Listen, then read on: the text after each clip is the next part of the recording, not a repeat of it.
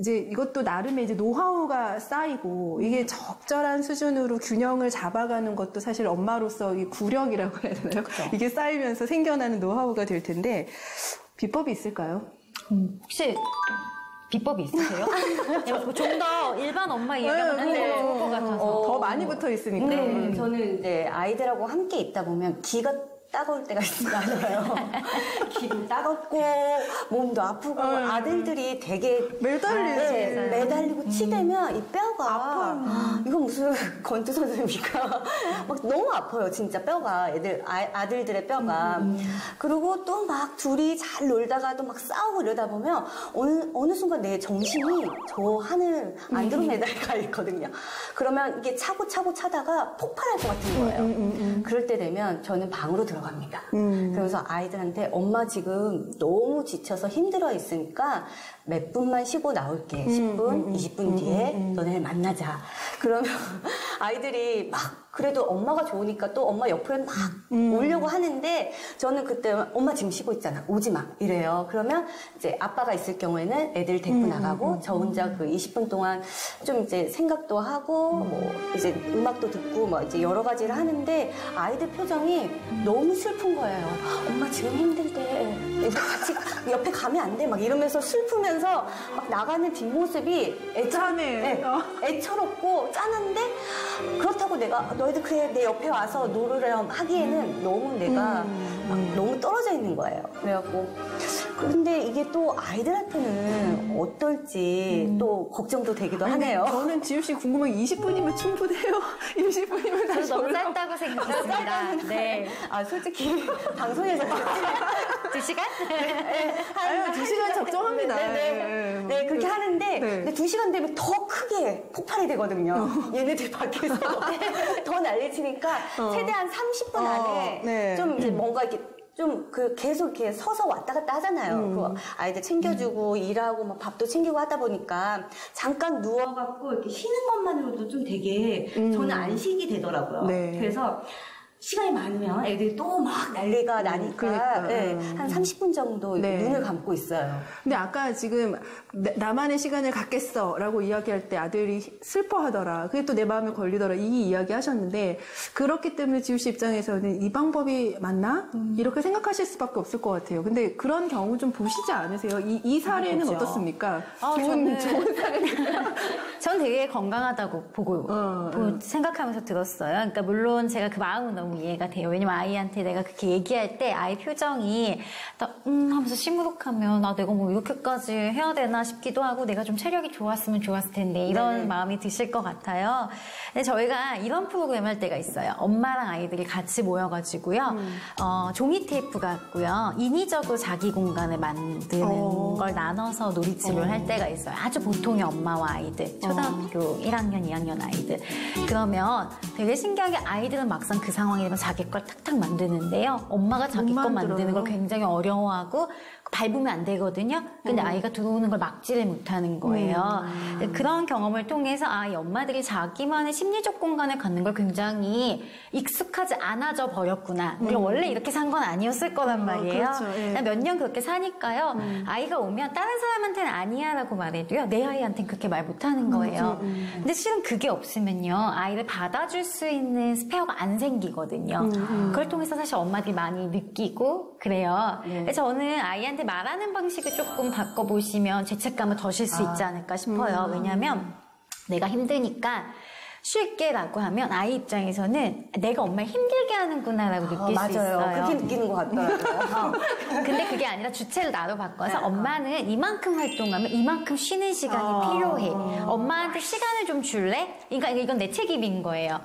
그럼 아이 입장에서 내가 엄마를 힘들겠구나 이게 아니라 엄마는 시간이 필요한 사람이구나. 타인을 존중하는 입장으로 간다는 거죠. 연습하셔야 중고등학교 때 아이의 공간을 인정해 주실 수 있는 있어요. 왜냐하면 반대로 바꿔 생각하면 나중에 아이가 엄마 들어오지 마라고 얘기했을 때 이게 기분 나빠 이렇게 되거든요.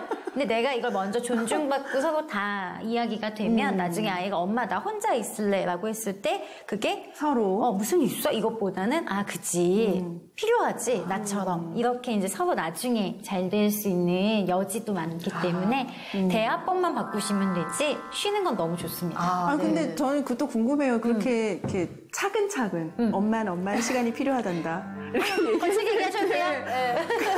애가 알아듣는 것도 좀 신기하고 저는 뭐 100% 소리 질러요. 아마 야 막 이러면서 소리 지르게 될 수밖에 없을 것 같은데 그래도 시도는 해야겠죠. 그러면 이게 말할 때만 이제 방송이니까 예쁘게 말하지요. 실제로 꼭 그렇게 인위적으로 말씀 안 하셔도 됩니다. 근데 저 같은 경우는 제가 엄마 지금 힘드니까 좀 쉴게 하니까 아이들도 첫째가 자기 기분이 안 좋구나 그러면 엄마 나 조금 가만히 놔둬줘. 그러면서 방에서 안 나와요. 가끔. 그러면 되게 화가 나거든요. 그러시면 안 됩니다. 그런 건가요? 왜냐면 자기 공간이 존중받는 경험이 필요한 거죠. 근데 되게 오랫동안 안 나와. 나는 30분이면 의무감으로 나가는데 얘는 오랫동안 안 나오는데 그래도 놔둬야 되나요? 이제 뭐 좀 더 복잡한 얘기지만 사람마다 자기가 채워지는 양과 시간이 있고요. 다르니까. 아이들은요 그걸 빨리 채우는 방법을 아직 모르거든요. 그러니까 더 그럴 수 있고 또 말씀하신 것처럼 뭐 소리 질러도 상관은 없지만 그럼 나중에 따님들도 자기 공간이 필요할 때 소리 엄마 나가 이러겠죠. 그래서 자기 공간을 지키는 방식을 엄마를 통해서 학습을 하는 거니까 좀 뭐 그런 부분만 도와주시면 되지 않을까 싶어요. 네, 이제 우리가 사실 이제 엄마 이야기 하려고 했는데 이제 결국 이제 아동 심리 상담 그죠. 이제 꼭 얘기가 이렇게 됩니다. 근데 뭐 그렇게 될 수밖에 없어요. 근데 좀 도움이 되는 실제 사례가 또 있으면 한두 가지만 좀 더 들어볼까요? 네, 뭐 일단 뭐 쉬는 이야기를 하셔서 그런데 저희가 그 인터넷에서 엄마들 커뮤니티가 있잖아요. 그래서 저희가 그때 프로젝트를 한번 한 적이 있어요. 일상생활에서 엄마 나 자신만의 공간을 찾아서 찍어서 올리는 릴레이 프로젝트를 한 적이 있어요. 근데 이제 우리가 막 말로는 쉽게 자신만의 시간을 가지세요, 뭐 쉬세요 이런 이야기 하지만 가능한가요? 실은 쉽지가 않아요. 네, 특히 눈에 보이지 않는 시간을요, 내가 갖는다는 건 굉장히 어려운, 챙긴다는 건 어려운 일이에요. 그래서 제가 제안했던 건 시간을 눈에 보이는 형태로 만드는 거였어요. 뭐냐면 부엌의 한 켠에 내가 좋아하는 책만 꽂아놓는다든가 아니면 이 집에 나만 쓰는 공간, 그러니까 방까지도 필요 없어요. 책상도 필요 없고 한 켠에 내가 좋아하는 꽃병이라고 하나 있는다던가 내가 생활비 아껴서 여기에 꽃은 꽂겠다 이런 거라도 하자라고 해서 엄마들이 그때부터 찍어서 올리기 시작을 했어요. 근데 그 종류가 얼마나 좋았냐면 어떤 엄마들은 매일 영어 단어를 3개씩 외우는 걸 올리신 거예요. 내가 아가씨 때 했던 거예요. 지금도 다시 해보려고요. 이거 할 때만큼은 내가 아가씨 때 한 거랑 똑같은 걸 하고 있는 거지요. 꽃을 꼽는 엄마도 있었고요. 자기 자신을 위한 그 머그, 티세트를 사는 엄마도 있었어요. 근데 이게 별거 아닌 것 같지만 눈에 보이지 않는 시간을 눈에 보이는 형태로 만들어서 내가 확보한다라는 건요. 굉장히 그 에너지의 체움을 많이 주거든요. 그리고 이 체움이 있어야지 뭐 아이한테 내가 퍼주든 내가 슈퍼우먼을 하든 이런 게 가능해지는 거죠. 이 작은 변화만으로도 엄마들이 굉장히 많은 힐링이 되었다라는 후기들도 있었고 저 개인적으로 제가 했던 모든 것 중에 가장 보람된 이벤트 중에 하나였어요. 근데 그런 생각은 누구나 다 하고 있을 거예요. 워킹맘이라면 내가 일을 하기 때문에 혹시 우리 아이가 안 좋아지는 건 아닐까? 혹시 얘가 뒤떨어지는 건 아닐까? 얘 혹시 뭐 우울증 걸리는 거 아닐까? 상담이 필요한 거 아닐까? 이런 생각을 좀 다들 하시는 것 같은데 심리 전문가로서 일하는 엄마 밑에서 자라는 아이들이 뭐가 좀 다른가요? 뭐 그런 얘기 너무 많잖아요. 엄마가 키워야 된다. 이런 이야기. 그죠. 그 얘기 정말 많이 하시고요. 또 아이가 보통 문제 행동이 보이는 연령은 뭐 5세에서 7세, 초등학교 전후 이럴 때가 많은데 데려오시면 일하는 엄마들은 되게 남다른 죄책감을 이제 갖고 오시는 거예요. 내가 일을 하기 때문에 신경을 못 쓴 것이 누적이 돼서 아이가 지금 이러는 건가요? 라고 아예 직접적으로 질문도 많이 하세요. 그런데 저는 이게 일하는 엄마와 아닌 엄마의 차이라고 보기보단 일단 엄마가 주는 영향은 있으나 그게 일 때문에 발생하는 문제는 아니라고 생각하고 있고 또 그렇게 말씀을 드려요. 왜 그러냐면 저는 정말 다양한 아이들의 문제 행동을 보고 문제를 치료하잖아요. 근데 일하는 엄마와 일하지 않는 엄마의 어떤 차이라는 게 존재하지 않아요.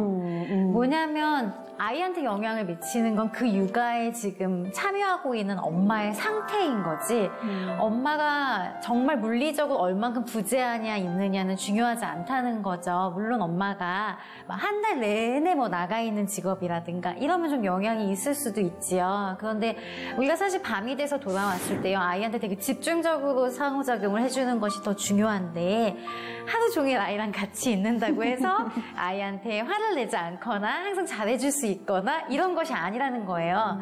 내가 잘 못하는 엄마일수록 같이 있는 게 더 위험할 수도 있다는 거죠. 어떤 면에서는요. 그렇죠. 그래서 저는 저 자신에게도 그렇게 많이 되뇌어요. 뭐 이렇게까지 하면서 일할 거야 라고 하면서도 나는 그래야 행복한 엄마니까 아이랑 이렇게 공존하는 게 필요하구나라는 이야기를 스스로에게도 많이 해요. 네. 그리고 뭐 또 실제로 아이가 조금 자라고 나니까 저희 아이 같은 경우도 엄마가 무슨 일을 하는지 굉장히 궁금해하고 저는 오히려 이런 말씀 드려도 되나? 저희 아이한테 너가 똑바로 못하면 내가 일을 할 수 없어 라는 게 아이가 굉장히 그거를 크게 받아들이더라고요.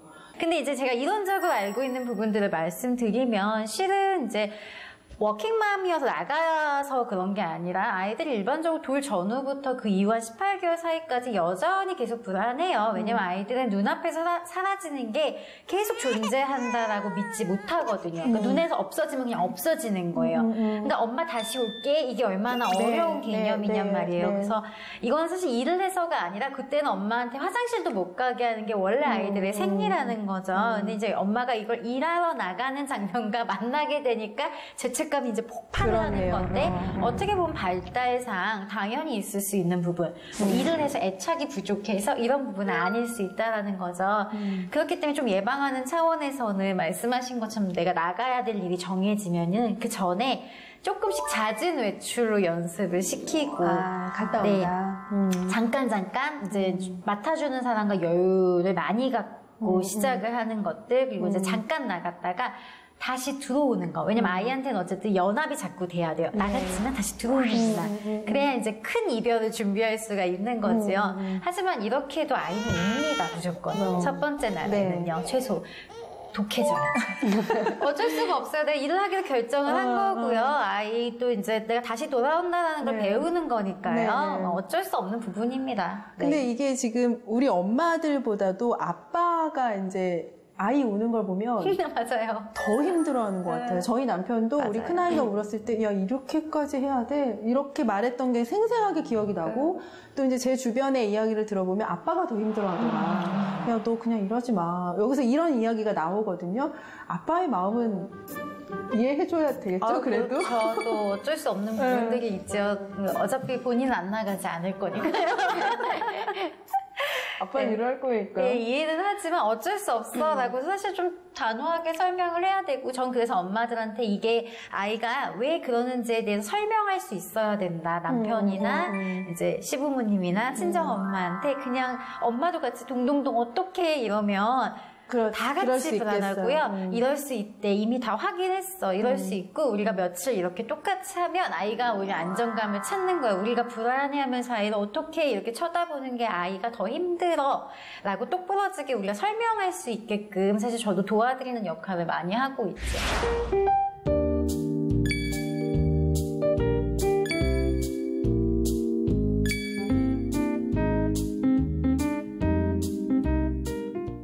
이제 요 이야기 좀 하면서 이 이슈는 좀 정리할까 하는데 우리가 워킹맘으로서 일과 육아를 병행하는 이 상황에서 나는 이거는 꼭 지키고 있다. 라는 규칙이 있다거나 이거는 꼭 지키셔야 합니다. 라고 조언하실 부분이 있으시면 두 분 통해서 들어볼게요. 먼저 지호 씨부터 얘기 들어볼까요? 저 같은 경우에는요. 근데 이게 참 그래요. 일을 하는 사람이면 솔직히 사회생활을 또 많이 해야 되고 하는데 저는 일을 하고 나서 이렇게 사람들이 좀 약간 뒤풀이 같은 것도 많이 하고 그렇죠. 예, 해야 업종의 특성도 네, 있고. 그렇긴 하는데 저는 이제 딱 일이 끝나면 이제 오는 사람이고 빨리빨리 좀 끝내줬으면 좋기를 원하는 사람이니까 항상 아이들과 시간은 이제 좀 제가 일 끝나고 바로 오는 엄마로 이렇게 보여지기 쉽기 때문에 밖에서 이렇게 좀 돌아다니지 않고 그렇기 때문에 그렇게 시간을 이제 딱딱 지켜줘요. 저 같은 경우에는요.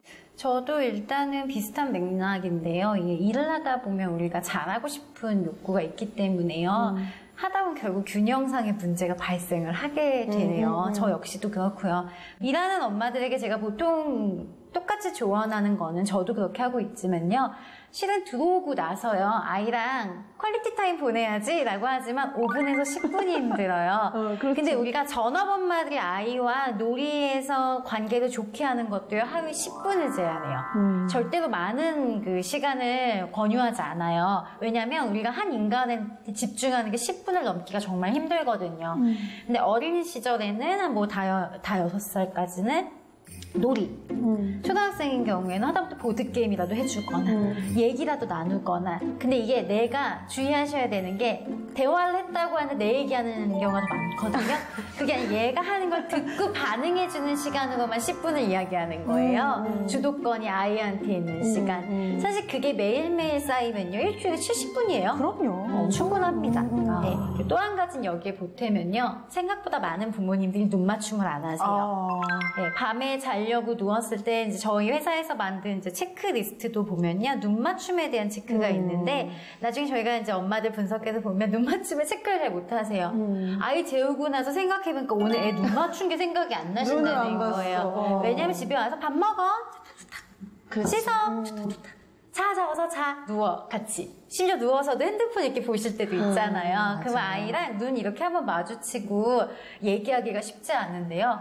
아이들은 정말 신기한 게 옆에서 엄마 했는데, 이렇게 하면 자기 봐준 걸로 생각 안 하는데, 왜? 라고 봐주면 이걸 컨택이라고 생각을 하거든요. 그래서 내가 시간을 10시간 보내는 것보다 10분에서 눈 맞춤을 한두 번 하는 게 정말 괜찮다. 그게 훨씬 더 효율적이다라는 이야기 꼭 드리고 싶어요.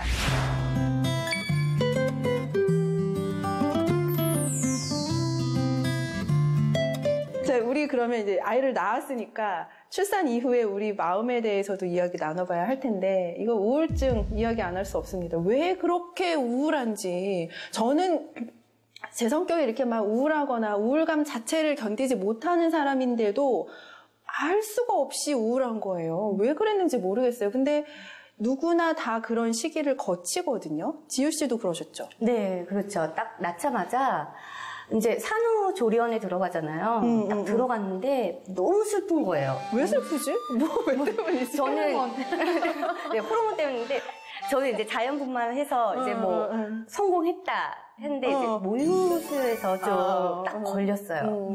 막 족 같은 거 고아서 먹고 사골 먹고 하는데 이게 안 따라주더라고요. 아기는 또 너무 잘 먹고 그래서 거기서 딱 걸렸어요. 그런데 산후조리원에 들어가자마자 다들 뭐에 몰입하냐면 그렇죠. 네. 이거 저 하나에만 표시가 좀 손의 위치가 좀 그런가요? 그 위치래요 갑자기. 그 모유수유 하나만 진짜 그것만 보고 달리잖아요. 맞아요. 근데 거기 막 너무너무 막 잘 나오는 사람은 1등. 나는 뭐 애는 못 먹고 있는데 너무 잘 안 나오는 거예요. 그래서 그때부터 시작했어요, 우울증이. 그래서 저녁 때마다 막 내 젖이 왜 안 나올까 하면서 울기 시작한 거예요. 왜냐면 저 산후조리원에 있을 때 아이가 매일매일 몸무게랑 키가 느는 거 적어놓잖아요. 맞아요. 저희 조리원에 그 젖이 아주 잘 나오는 엄마가 계셨는데 왜 우리가 방에서 유축이나 젖을 먹이고 이렇게 병에다가 이제 갖고 가잖아요. 근데 저는 빈약하니까 이렇게 갖고 가는데 그분이 진짜 이렇게 들고 가시는데 아이들이 되게 잘 크는 거예요. 그러니까 나는 물론 아이들 되게 작게 낳은 건 아니었지만 저것 때문인가 이런 생각이 들고. 자, 그리고 또 우리 빼놓을 수 없는 게 몸무게 아니겠습니까? 네, 맞아요. 몸무게 많이 부르셨어요, 몸이? 네, 몸 막 엄청 분 건 아니지만 그래도 우리가 살면서 십몇 킬로가 찌는 일은 흔하지 않잖아요. 십몇 킬로만 찌나요? 되게 적게 찐 건데도. 그렇죠. 근데도 이제 저는 아이를 낳고 나면 그래도 어느 정도는 빠져나올 줄 알았던 거죠. 근데 몸무게가 한 3kg 정말 아기 몸무게 정도 딱 빠지고 진전이 없는 거예요. 그리고 그게 꽤 오래 가잖아요. 1년 지나고 이랬다 안 빠지고 심지어 1년 안에 안 빼면 너의 살이 된다라고 이야기하잖아요. 근데 옷까지 안 맞으니까 가뜩이나 외출도 잘 못하는데 외출 한번 하려고 했을 때 옷이 안 맞으니까 이게 또 감정을 이렇게 호르몬을 막 날뛰게 하더라고요. 저는 결국 못 뺐어요. 뭐. 결국 저는 그 상태 계속 있고 그날 이후로 계속 다이어트는 제게 숙제로 남아있는데 아니 어느 순간 다이어트를 포기했나라는 생각이 들 정도로 뭐 그냥 뭐 여기는 지유 씨한테 여쭤봐야 될 것 같아. 몸매가 날씬하시니까. 저도 한 20kg 넘게 쪘어요. 네, 그래갖고 저는 이제 우선 딱 이렇게 20kg 찌니까 이렇게 살이 안 붙을 때 막 붙잖아요. 그렇죠. 엉덩이, 맞아요. 배, 뭐 허벅지, 배, 막 그런 데가 아직도 남아있긴 해요. 사람들이 그래도 좋습니다. 네. 좀 놀래요. 너 얼굴에 그쪽 부위는 좀 아니다. 이렇게 놀래긴 하는데, 네, 저는 이제 일이 좀 약간 그렇죠. 보여지는 일이니까. 직장이니까 한 5개월 안에 빼려고 노력을 해요. 그래서 이제 한두 달은 이제 몸 보양한다고 잘 먹고 잘 쉬고 애기 이제 뭐 젖줘야 되는데 젖이 잘 안 나오니까 분유 먹이면서 이제 그러면서 제 몸을 좀 잘 관리하다가 몇 개월 안에 딱 빼야 된다 그런 게 있어가지고 저도 이제 한 2, 3개월 지나면 그때부터 군것질을 안 했어요. 관리를 그래도 계속. 네. 왜냐면 그 전에 먹었을 때랑 똑같이 먹으면 이게 안 빠질 것 같은 거예요. 그래서 좀 이게 군것질 안 하고 먹는 걸 좀 조절을 했죠. 그래도 자기 조절이 분명히 필요한 부분이 이렇게 해야 되는 거군요. 있죠. 근데 못 먹으면 스트레스가 더 쌓이니까 뭔가 당을 채워놓고 안 먹으면 안 돼 이러면서 밀가루 같은 거 계속 먹어줘야 되잖아요. 그렇죠. 모든 좋은 것은 탄수화물로부터 나온다. 그럼요.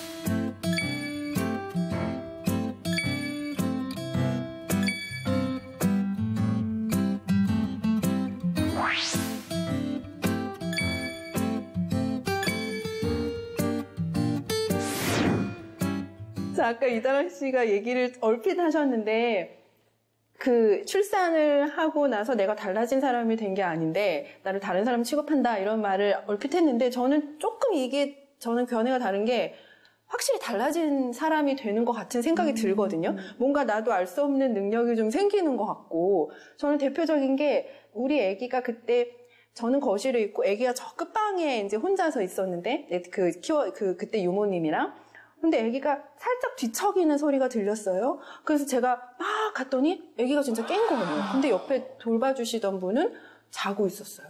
그래서 내 귀에 레이더가 달렸나? 내가 어떻게 이걸 알지? 이랬던 경험이 있거든요. 그런 경험들 있지 않으세요? 두 분 다? 그렇죠. 근데 아이 소리도 더 잘 들리고 힘도 더 세져서 이쪽에 아이 안고 유모차 막 밀고 이러잖아요. 맞아요. 근데 문제는 이제 그 능력을 나만 갖게 되는 거예요. 그렇죠. 남편은 모르고. 정말 문제죠. 네.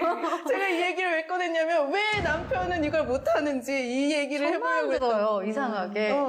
같이 있는데. 그래서 같이 재우고 자는데 애가 낑 울어.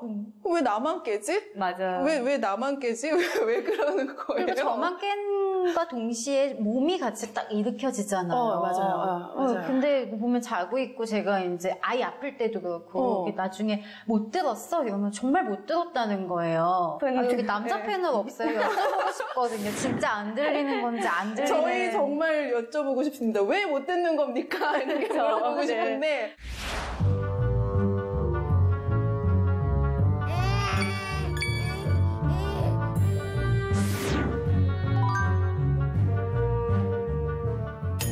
애기 울음소리를 못 듣는 척 하는 거예요? 아니면 진짜 못 들어요? 진짜 하는 거예요? 네.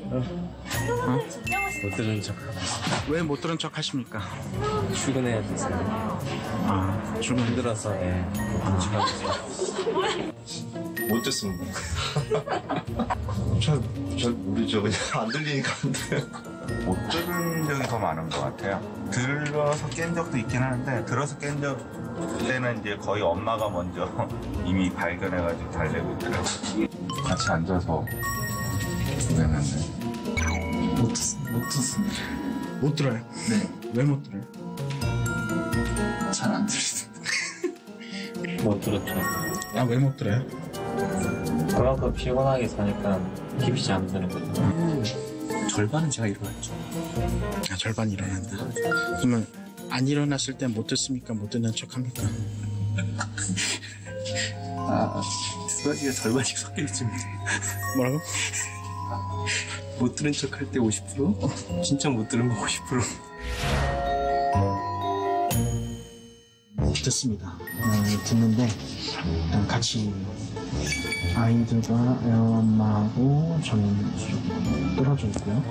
그래서 듣지만 못 듣는 척 합니다. 왜냐면 엄마가 잘 처리해 줄 거라는 그런 강한 믿음이 있기 때문에 굳이 제가 일어나서 먹어준다는 거는 신뢰죠. 저는 잘 듣고 있습니다. 잘 듣고 있습니다. 잘 듣고 있습니다. 네, 그래서 일어나서 뭘 합니까? 일어나서 기저귀를 밟고요. 아이를 달래고 제가 다시 재웁니다. 와이프는 주무시고. 와이프가 낮에 아기한테 너무 시달렸기 때문에 와이프를 위해서 제가 새벽에는 희생하고 있습니다. 계속 듣고 있죠. 뭘 어떻게 해요? 듣고 있으면 갈아주나요? 뭐 그렇죠. 매번? 애가 많으니까 매번 갈아주고 도와주고. 그냥 혼자도 다 많은 거 못하니까 남편이 도와줘야죠. 그래야 가족의 평화를 위해서.